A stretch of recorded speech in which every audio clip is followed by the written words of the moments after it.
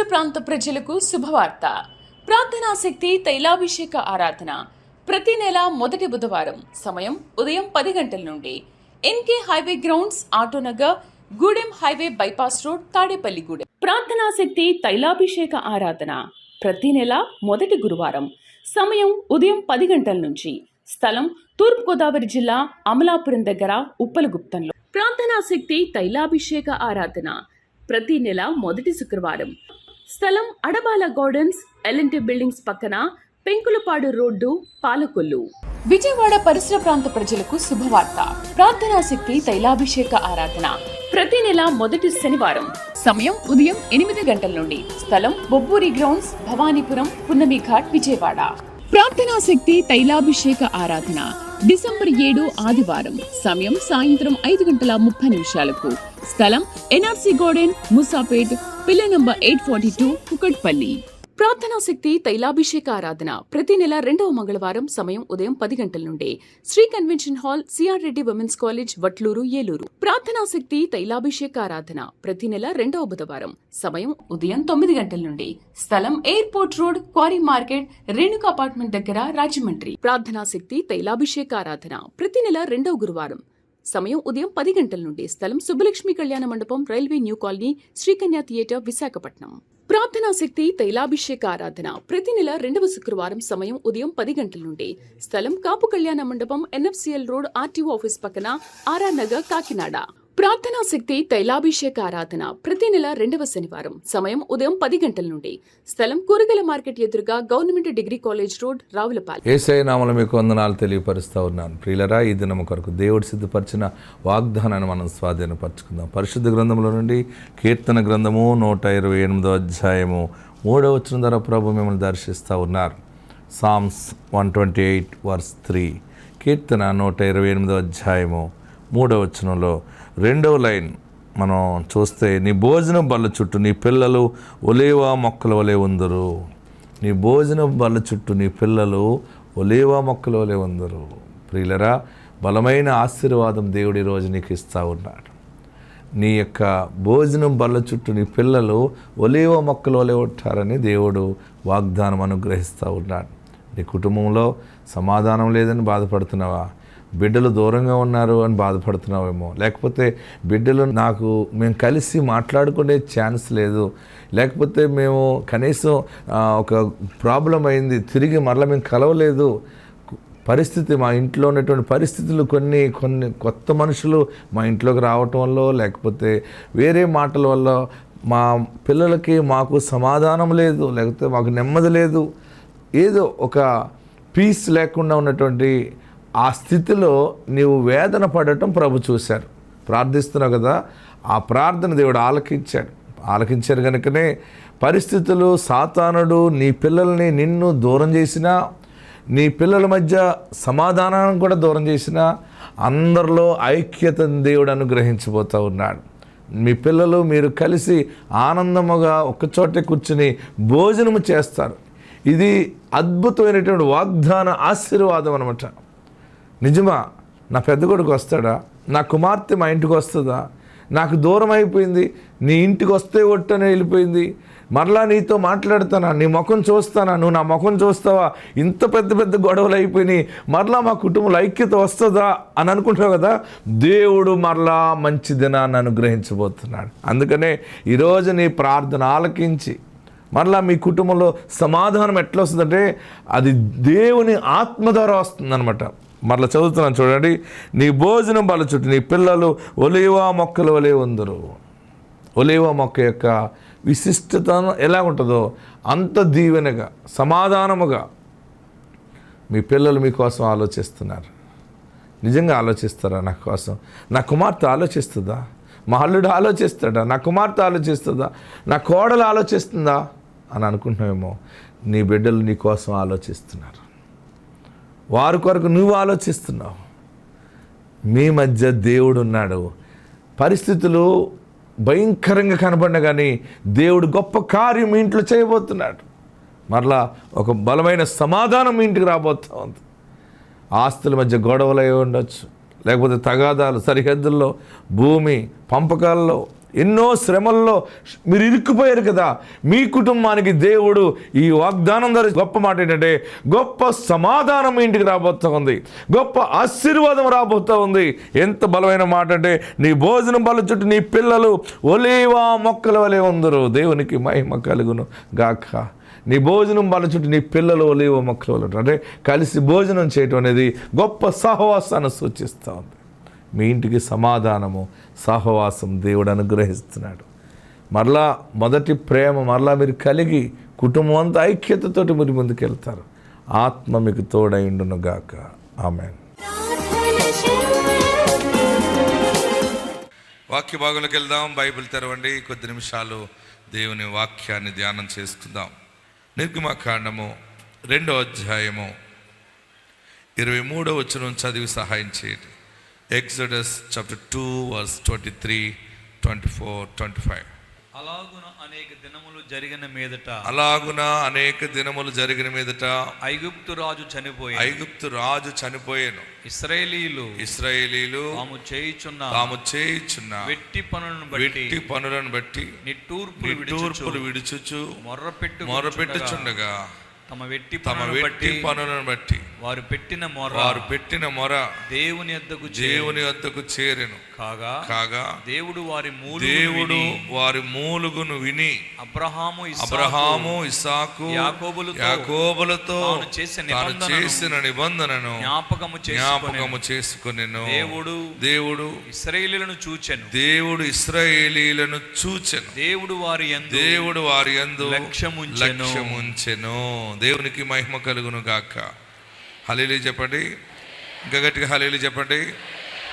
ఇశ్రాయేలీయులు దేవుని జనాంగము, దేవునికి ఇష్టమైన ప్రజలు, దేవుని బిడ్డలు ఇశ్రాయేలీయులు.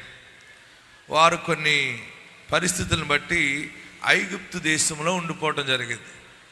ఐగుప్తు దేశంలో చాలా కాలం ఉండిపోయారు. యోసేపు కాలంలో వెళ్ళిపోయారు. యోసేపును ప్రేమించిన ఫరో వీరికి సంబంధించిన వారందరినీ తీసుకురమ్మన్నాడు. ఒక్కొక్క కుటుంబం అలాగా అందరూ ఇశ్రాయేలీయులు. ఐగుప్తులో సమృద్ధి ఉంది. అప్పుడు నేను ఐగుప్తు దేశాన్ని దర్శించి పరిశోధన చేసి వచ్చాను. ఐగుప్తు దేశం మధ్యలో నుండి పెద్ద నైలు నది వెళ్ళింది, పెద్ద గోదావరి నది.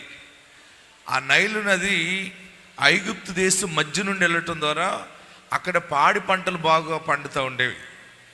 ఆ రోజుల్లో ఇశ్రాయేల్ దేశంలో కరువు వస్తే ఐగుప్తుకు వచ్చి చాలామంది బ్రతికారు. అలా బ్రతుకుతూ ఉండగా రాజులు మారారు, చాలా పరిపాలన పరిస్థితులు మారినాయి. ఇశ్రాయేలీల్ని చాలా హీనముగా చూస్తూ వెట్టి చాకరీ చేయిస్తూ ఉండేవాడు. ఈ ఇశ్రాయేలీల చేత ఎలాంటి పనులు చేయించాడంటే, ప్రపంచంలో 7 వింతలలో ఒక వింత పిరమిడ్స్ ఉంటాయి. పిరమిడ్స్ అని ఇలా పైకి పెద్ద పెద్ద రాళ్లతో కట్టబడి ఉంటాయి. స్క్రీన్ మీద మీకు చూడొచ్చు, మీకు చూపిస్తాను. నేను ఆ పిరమిడ్స్ కొంతవరకు ఎక్కినప్పుడు నాకు ఆశ్చర్యం వేసింది. ఆ ఇంత పెద్ద పెద్ద రాయిని అసలు మనం మోయలేం. ఒకసారి పిరమిడ్ మీరు చూడండి ఒకసారి. నేను అక్కడికి వెళ్ళి ఆ పెద్ద పిరమిడ్ దగ్గరికి వెళ్ళి పైకి ఎక్కాను. కొంతవరకు ఎక్కి చూస్తే అసలు ఈ రాళ్ళు ఎవరు కట్టారు? అప్పుడు ఆ పాలించిన ఫరో బొమ్మ ఆ తలకాయ చెక్కారు అక్కడ. ఇది ఐగుప్తు దేశంలో. ఆ రాళ్ళు కట్ చేసి ఒక ప్లాన్ ప్రకారం ఆ పిరమిడ్స్ కట్టారనమాట. ఒక్క రాయిని పైకి తీసుకెళ్ళినప్పుడు అది ఎవరి మీద పడితే చచ్చిపోతూ ఉండేవారు, కాళ్ళు చేతులు ఇరిగిపోతూ ఉండేవి. ఇశ్రాయేలీలందరూ కలిసి యెహోవా దేవునికి మొరపెట్టారు. ఏమని మొరపెట్టారు? దేవా, మేము కష్టపడలేకపోతున్నాం, మేము ఇలా బానిసలుగా బ్రతకలేకపోతున్నాం. ఫోన్లో ఏదో మా బ్రతుకు బాగోలేక మేము బానిసత్వం చేసిన మాకు పుట్టిన బిడ్డలు కూడా బానిసలుగానే ఉంటున్నారు, వారి పిల్లలు కూడా బానిసలుగానే ఉంటున్నారు. ఇలా కొన్ని తరాల నుండి మేము బానిసలుగా ఉండిపోయాం. మాకు విడుదల కావాలి, మాకు ఒక డెలివరెన్సీ కావాలి, మాకు ఒక బ్లెస్సింగ్ కావాలి. ఏంటంటే, మా దేశమునకు మమ్మల్ని తోడుకుని వెళ్ళిపో దేవా అని యెహోవా దేవునికి మొరపెట్టారు. ఆ మొర ఇక్కడ కనబడుతుంది. నిర్గమకాండము 2వ అధ్యాయము వారు 23వ వచనం చూస్తే, తాము చేయుచున్న వెట్టి పనులను బట్టి నిట్టూర్పులు విడుచుచు మొర్రపెట్టుచుండగా తమ వెట్టి పనులను బట్టి వారు పెట్టిన మొర దేవుని వద్దకు చేరండి. ఆమేన్. హల్లెలూయా చెప్పండి, గట్టిగా హల్లెలూయా చెప్పండి. ఏదైనా ఒక సమస్య నుండి విడుదల పొందాలంటే, గొప్ప విజయం మనకి రావాలంటే దానికి మూల కారణం ప్రార్థన. ఏంటి? ప్రార్థన మనల్ని బానిసత్వం నుండి రాజసింహాసనానికి తీసుకుని వెళ్తే శక్తి ప్రార్థనకున్నది. దరిద్రుడు ధనవంతుడు అవ్వాలంటే, బలహీనుడు ఆరోగ్యవంతుడు అవ్వాలంటే, దరిద్రం కీడు పోయి దీవెన మనం చూడాలంటే ప్రార్థన దానికి మూల కారణము. నువ్వు ఇల్లు మార్చినా నీ స్థితి మారదు, వాస్తు మార్చినా స్థితి మారదు. నీవు దేవునికి ప్రార్థన చేస్తే బ్రతుకు మారుతుంది. హల్లెలూయా, గట్టిగా హల్లెలూయా చెప్పండి. వారు బాధ ఎలా ఉందంటే, వెట్టి పనులు, వెట్టి చాకరీ. ఉదయాన్నే లేచి పని మొదలెడతారు, ఆ పని దగ్గరే వారికి భోజనం పెడతా ఉంటుంటారు. మళ్ళీ సాయంత్రం చీకటి అయిపోయినా కూడా కాగడాలు వెలిగించి పని చేయిస్తూ ఉండేవారు. నేను ఇజ్రాయేల్ దేశం వెళ్ళినప్పుడు, ఈజిప్ట్ దేశం వెళ్ళినప్పుడు, ఈజిప్ట్ దేశం అంతా తిరిగాను. దగ్గరగా 2 సమయాలు ఈజిప్ట్ దేశం మీద పరిశోధన చేశాను, అన్నీ చూశాను. నైల్ నదిలో కూడా ప్రయాణం చేశాను. అసలు ఏంటిది, ఈ చరిత్ర అంతా ఎంత నిజం ఇది అని నేను పరిశోధన చేసినప్పుడు ఆశ్చర్యమైంది. ఇటుకలు తీయాలి, ఇటుకతో ఇల్లు కడతారనేది ఐగుప్తీయులు వెలుగులోకి తీసుకొచ్చారు. ఈ ఇశ్రాయేలీల చేత ఇటుకలు చేయించేవారు, దాన్ని కాల్చి ఇటుక పరిశ్రమ అంతా కూడా ఇశ్రాయేలీలు బాగా చేశారు ఐగుప్తులో. ఈ రాళ్ళు కట్ చేయటం, గోళ్ళు కట్టడం, కన్స్ట్రక్షన్ అంతా కూడా చాలా అద్భుతమైనటువంటి డిజైన్ చేస్తూ వారు వర్క్ చేస్తూ ఉండేవారు.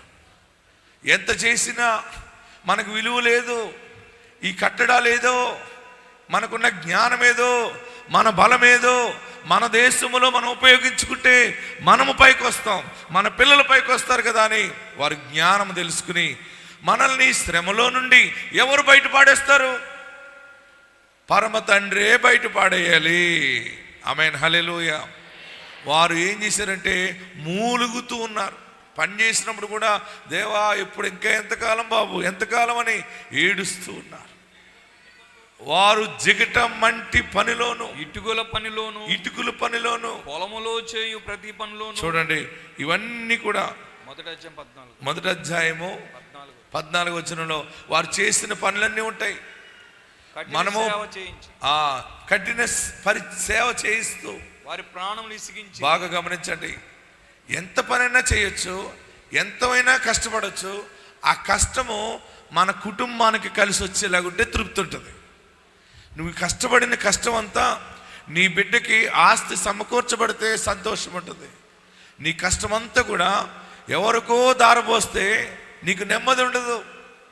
ప్రియులరా, ఈ దినాన్న దేవుడు మనందరికి ఇస్తున్న గొప్ప వర్తమానం ఏంటంటే, ఈరోజు నీ ప్రార్థన ప్రారంభించాలని ఆత్మ చెప్తా ఉంది.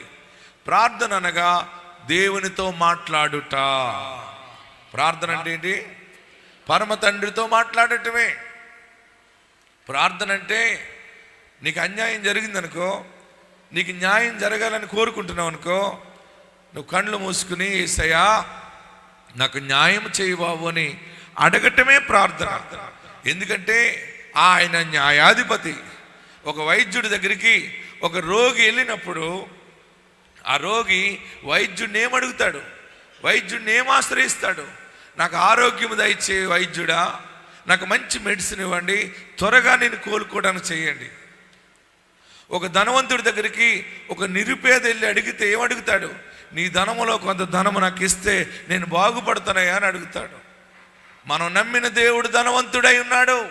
మనం నమ్మిన దేవుడు న్యాయాధిపతి అయి ఉన్నాడు.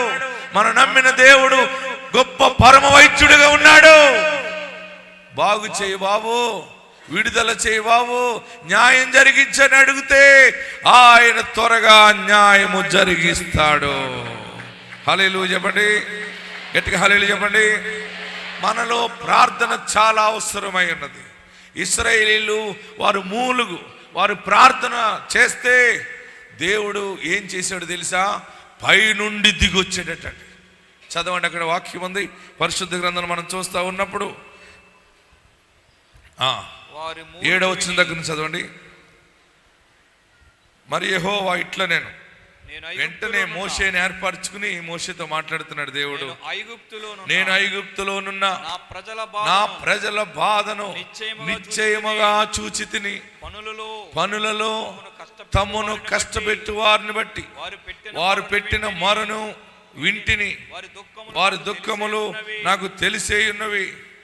కాబట్టి ఐగుప్తీయుల చేతుల నుండి వారిని విడిపించుటకును దేశములో నుండి విశాలమైన మంచి దేశమునకు అనగా కానానీయులకు, హిత్తీయులకు, అమోరీలకు, పెరిజీలకు, హవీలకు, యోబీసీలకు నివాస స్థానమైన పాలు తేనెలు ప్రవహించు దేశమునకు వారిని నడిపించుటకును దిగి వచ్చి ఉన్నాను. గట్టిగా చప్పటి ప్రభువును స్తుతించండి. గట్టిగా దేవుడు ఈరోజు నీకు నాకు ఇచ్చే వాగ్దానం ఏంటంటే మనల్ని పాలు తేనెలు ప్రవహించే ఆశీర్వాదంలోకి తీసుకెళ్ళటానికి మోషే లాంటి ఒక మనుషుని దేవుడు నీ కొరకు ఏర్పరుస్తూ ఉన్నాడు. మన శ్రమలలో, మన బాధలలో ఒక బలమైన వ్యక్తిని దేవుడు నిలబెడతాడు మన కోసం. మనం వెళ్ళలేం, కొన్ని సమయాల్లో కొన్ని వ్యాపారాలు మనం చేయలేం, కొన్ని వ్యవహారాలు మనం చేయలేం. కానీ మనం చేయగలుగుని దేవుడు మాట ఇచ్చాడు కనుక మనం చేయటానికి తగిన మనిషిని దేవుడు ఏర్పరుస్తాడు. నేను ఎందుకు మీతో మాట్లాడుతున్నాను ఈ వాక్యం అంటే, పరిశుద్ధాత్మ దేవుడు మీకు ఈ సంవత్సరం వాగ్దానం ఇచ్చాడు. మనమందరం వాగ్దానం పొందుకున్నాం. చాలా మందికి నెరవేరిపోయినాయి, కొన్ని నెరవేరలేని ఉన్నాయి, ఇంకా కొంతమందికి జరగలేని ఉన్నాయి. ఈ నెల నీ వాగ్దానాలన్నీ దేవుడు నెరవేర్చాలంటే నీవు నేను ప్రార్థన బలముగా చేయాలి. మన ప్రార్థన అద్భుతములు జరిగిస్తుంది. హల్లెలూయా చెప్పండి, ఇంకా గట్టిగా హల్లెలూయా చెప్పండి. ఏంటి కష్టం బాబోయ్, ఏంటి అప్పులను ఏడుస్తున్నావు కదా, ప్రార్థన చేయాలి. ప్రార్థన నీరు లాంటిదంటే, వర్షం పడితే భూమి ఏమవుతుంది చెప్పాలి. బలంగా వర్షం పడింది, మన ప్రాంతం అంతా ఏమవుతుంది? పచ్చబడిపోతుంది. ఎవరైనా ఆ మొక్కలు ఎవరైనా విత్తనాలు వేస్తారా? గడ్డి, అనేక రకాల మొక్కలు వస్తాయి. నీరు వచ్చింది కనుక, భూమి తడిచింది కనుక దానికి అదే మొలిచేస్తాయి. రకరకాల పుష్పాలు వచ్చేస్తాయి, పువ్వులు పూస్తాయి, కాయలు కాస్తాయి, రకరకాల గడ్డి మొలుస్తుంది. ఒక నీరు వచ్చిందంటే భూమి పచ్చబడుతుంది. నీ ఇంట్లో ప్రార్థన వచ్చిందంటే ఎన్ని రకాల ఆశీర్వాదాలు రావాలో అన్ని రకాల ఆశీర్వాదాలు దానికి అదే వచ్చేస్తాయి. ఐశ్వర్యం వచ్చేస్తుంది, ఆరోగ్యం వచ్చేస్తుంది, గృహాలు వచ్చేస్తాయి, సంతానం వచ్చేస్తుంది, సౌభాగ్యం వచ్చేస్తుంది, అన్ని దీవెనలు మొలకెత్తేస్తాయి. నమ్మిన వారు గట్టిగా చప్పటి కొట్టండి. ప్రార్థన ఉంటే సమస్తము వస్తాయి. యేసు నామములో ప్రార్థన చేయండి. ప్రార్థన ఉంటే నీ భర్త మంచి భర్త అయిపోతాడు. నువ్వు ప్రార్థన చేస్తుంటే నీ భార్య జ్ఞానవంతురాలు అవుతుంది. మీ భార్య భర్తలు ఇద్దరు యేసు నామములో ప్రార్థన చేస్తే మీ బిడ్డలు మార్పు చెందుతారు. బిడ్డలు మారాలన్నా, చెడు వ్యసనాలకు దూరమయ్యి, తల్లి మారాలన్నా, తండ్రి మారాలన్నా, భార్య మారాలన్నా, భర్త మారాలన్నా ఈ లోకంలో ఏ మనుషుడు ఏ మందు మార్చలేదు. యేసు నామములో ప్రార్థన ప్రతి జీవితాన్ని మారుస్తుంది. ఎందుకంటే ప్రార్థన ఆలకించువాడు నిజమైన దేవుడై ఉన్నాడు. ఆయన మాట్లాడతాడు, ఆయన బిడ్డలు మొరపెడితే ఆయన వారికి జవాబిస్తాడు. ఇశ్రాయేలీయులు ఏడుస్తూ ప్రార్థించారు, అయ్యా మాకు విడుదల కావాలయ్యా, మాకు ఎంతకాలము. అప్పుడు దేవుడు మోషేని ఎన్నుకున్నాడు. అప్పటికే మోషే ఐగుప్తు నుండి పారిపోయి వచ్చాడు. మిద్యాను దేశంలోకి వచ్చి అక్కడ ఒక మనుషుడి దగ్గర ఉండిపోయాడు. ఆ ఒక మనుషుడికి ఒక పిల్లలు ఉన్నారు, ఒక యాజకుడికి. ఆ బిడ్డను పెళ్లి చేసుకుని అలా అత్తవారింటి కాడ ఉండి గొర్రెలు మేపుతూ ఉన్నాడు. కొండపైకి తోలుకుని వెళ్ళాడు. నేను ఆ కొండ దగ్గరికి వెళ్ళాను, ఆ మిద్యాను దేశాన్ని దర్శించాను. మోషేతో దేవుడు మాట్లాడిన ఆ సీనాయి పర్వతం దగ్గరికి వెళ్ళాను. ఆ దేవుని పర్వతం అన్నటువంటి స్థలానికి వెళ్ళాను, చూశాను. ఎక్కడి నుంచి మోషే ఎలాగెళ్ళాడు, దేవుడు ఎక్కడ దర్శించాడని వాక్యాన్ని చూస్తూ ఆ స్థలాన్ని చూసినప్పుడు ఆశ్చర్యమైంది. దేవుడు మండుచున్న పొదలో నుండి మోషేతో మాట్లాడాడు. మోషే, నీవు ఇశ్రాయేలీల దగ్గరికి వెళ్ళి ఫరోని ఎదిరించి ఇశ్రాయేలందరినీ కూడా బయటికి తీసుకురావాలి. అయ్యా నా వల్ల కాదు బాబు అంటే, లేదు నీ వల్ల అవుతుంది. వారు ఏడుస్తున్నారు, వారు మూలుగుతున్నారు, వారు నిట్టూర్పులు నా దగ్గరికి వచ్చినాయి, నేను నీకు తోడై ఉన్నాను. అప్పుడు మోషే ఐగుప్తుకి వెళ్ళి ఫరో చేతిలో నుండి ఇశ్రాయేల్ నిడిపించి ముందుకి నడిపించాడు. దేవుని కార్యం ఏంటంటే, ఈరోజు పరిశుద్ధ వాగ్దాన ఆశీర్వాదం ఏంటంటే, ఆనాడు ఇశ్రాయేలీలు ఏడ్చిన ఏడుపు, ఆనాడు ఇశ్రాయేలీలు చేసిన ప్రార్థన దేవుడు ఆలకించి గొప్ప మాట చెప్పాడు. నేను వారిని పాలు తేనెలు ప్రవహించు దేశానికి నడిపించుటకు నేను దిగి వచ్చి ఉన్నాను. హల్లెలూయా, గట్టిగా హల్లెలూయా చెప్పండి. పరలోకము నుండి మానవ రూపంలో యేసు భూలోకానికి వచ్చింది, మనల్ని పాలు తేనెలు ప్రవహించు దేశానికి నడిపించటానికి. అందరూ కూడా సుఖముగా జీవించే రోజులు వస్తూ ఉన్నాయి. మీరందరూ ఆశీర్వాదంగా ఉంటారు. మీ అందరి జీవితాల కార్యాలు జరుగుతాయి. ఏడవకండి, సూసైడ్ చేసుకోవాలనుకోకండి. మీరందరూ దీవెనలు కలిగి ఉంటారు. నేను మీతో ఉంటాను, నేను చెప్పినవన్నీ నెరవేర్పు నేను చూస్తాను. మనమందరము దేవునికి సాక్ష్యం చెప్తాము. అనేక మంది ఎదుట దేవునిని గణపరిచే సమయం ఆసన్నమైంది. మీరు చేయవలసిన పని ఏంటంటే, పరిశుద్ధాత్ముడు బయలుపరుస్తున్నది, మీరు ఈరోజు అభిషేక ప్రార్థన అయిన తర్వాత ఇంటికి వెళ్ళక ప్రార్థన చేయాలి. ఉదయం మినిమం 20 నిమిషాలన్నా చేయండి. నువ్వు ఏకాంతముగా దేవునితో గడపాలి. నీ కష్టాలన్నీ ఎవరికో చెప్పడం కాదు, కష్టాలన్నీ పరమ తండ్రికి చెబితే అదే ప్రార్థన. ఆమేన్. మీరు 20 నిమిషాలన్నా చేయండి. మధ్యాహ్నం భోజనానం చేసే ముందు ఒక 10 నిమిషాలు ప్రార్థన చేయండి. సాయంత్రం ఇంటికి వచ్చి మీ పనులు ముగించుకున్నాక స్నానం చేసి పండుకునే ముందు ఒక 10 నిమిషాలు ప్రార్థన చేయండి. అప్పుడు ఏ ప్రార్థన అవుతుంది? ఉదయకాలము, మధ్యాహ్నము, సాయంకాలం. ఇలా దినమునకు ముమ్మారు మీరు ప్రార్థన చేస్తే దేవుని కార్యము 100% మీరు చూస్తారు. దేవుని ఆశీర్వాదాన్ని మీరు చూస్తారు. ఉదయకాలము చెప్పండి, మధ్యాహ్నము, సాయంకాలం ఆయన సన్నిధిలో ప్రార్థించాలి. ఈరోజు గొప్ప వాగ్దానం ఏంటంటే, దేవుడు ఇశ్రాయేలీయులను విడిపించటానికి దిగి వచ్చాడు. మన కష్టాల నుండి మనల్ని విడిపించటానికి పరలోకము నుండి యేసు కుమారుడుగా భూలోకానికి వచ్చి ఉన్నాడు. గొప్ప దీవెనల్లోకి మనల్ని నడిపించబోతా ఉన్నాడు. నీ జీవితాన్ని, నా జీవితాన్ని ఆశీర్వాదకరమైన స్థలంలోకి నడిపించబోతా ఉన్నాడు. అందరూ తలలు వంచండి, కండ్లు మూసుకోరండి.